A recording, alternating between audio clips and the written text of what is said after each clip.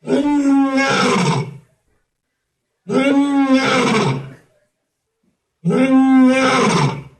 Monseigneur Philippe Fanokokbodro. Il vous souviendra que le 21 avril dernier, 21 avril 2021, j'ai adressé une lettre ouverte au président de la République française Emmanuel Macron pour plaider pour un transfert pacifique du pouvoir au réel vainqueur du scrutin du 22 février 2020 pour mettre fin à la grave crise que traverse le Togo. Cherchant à me joindre, j'ai instruit afin qu'une délégation puisse aller rencontrer l'ambassadeur de l'Union européenne et ses collègues du G5 espérant la bonne nouvelle à ma requête. Surpris par l'arrogance et le mépris de la souffrance du peuple togolais à travers le communiqué du G5, à la suite de cette rencontre, j'ai décidé que ces photos de mon accident à Accra au Ghana soient publiées afin que le monde entier découvre les conséquences du refus de respecter la volonté du peuple togolais et les affres de l'exil ainsi que l'horreur de la gouvernance politique au Togo fondée sur la terreur et la corruption. Les circonstances et puis les conditions de mon exfiltration feront objet d'autres communications au moment venu. Je suis tombé face contre terre, mais j'ai la foi que la lumière jaillira. J'ai foi que la victoire du 22 février 2020 sera restituée très prochainement au Togolaise, ma soeur, Togolais, mon frère, chères filles et fils dans le Seigneur, louez-toi Jésus.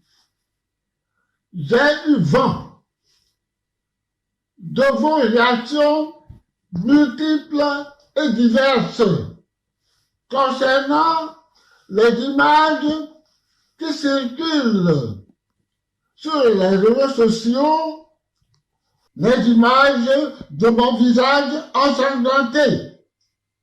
Je voudrais, par la présente, vous confirmez que c'est vrai, les réalités de les ai vécues moi-même. Il ne s'agit pas d'un quelconque montage de quelque nature que ce soit. C'est la vérité. Les faits se sont produits il y a précisément un mois. Le 9 avril 2021, dans ma résidence à Accra. Pour ceux qui veulent jouer actuellement, je les invite. Rendez-vous le 20 mai à Bruxelles. Et là, ils pourront voir et mettre leur doigt sur la cicatrice de la plaie de mon front, d'où a jailli mon sang versé comme rançon pour la libération du peuple togolais. J'ai autorisé maintenant la publication de ces images en réaction à l'insultante invitation adressée à la DMK par l'Union européenne pour qu'elle rejoigne le gouvernement pour la préparation des prochaines élections régionales encore très frauduleuses et à oublier le contentieux électoral du 22 février 2020. Oh! Quel culot! Arrêtez ça! Arrêtez! Afin que la colère de Dieu ne tombe sur vous un à un.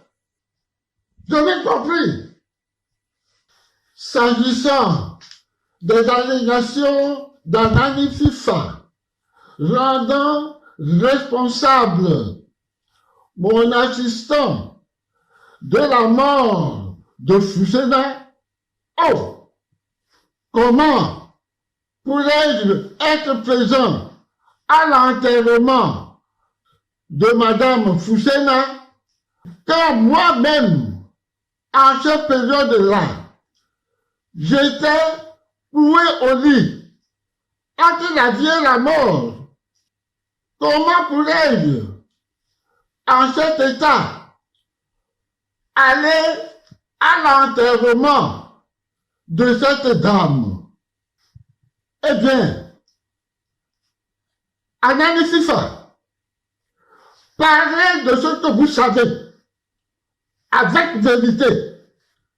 Arrêtez de rendre coupable mon assistant de tout ce que vous avez contre lui.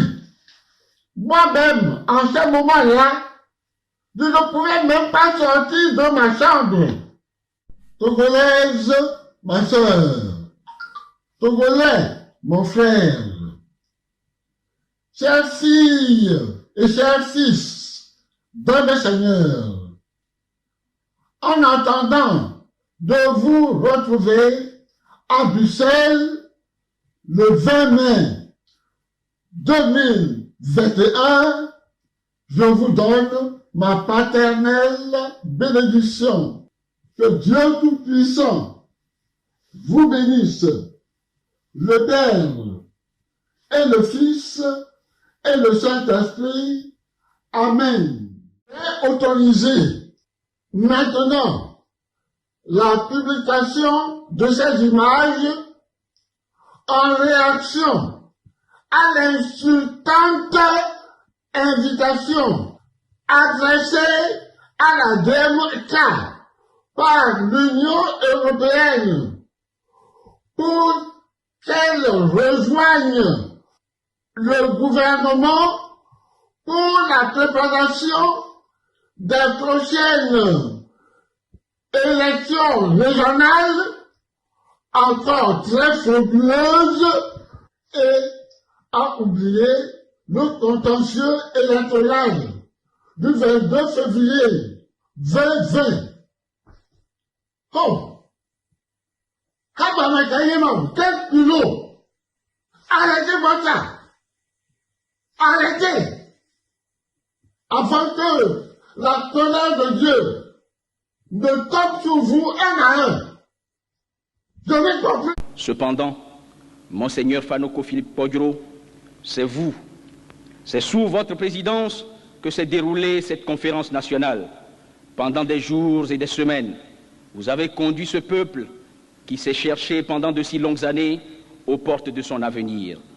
La foi qui vous a toujours animé et votre volonté de servir la nation vous ont permis de diriger ces travaux avec la plus grande patience face à ce peuple qui, venant de redécouvrir la liberté, arrivait quelquefois à en confondre l'usus et l'abusus.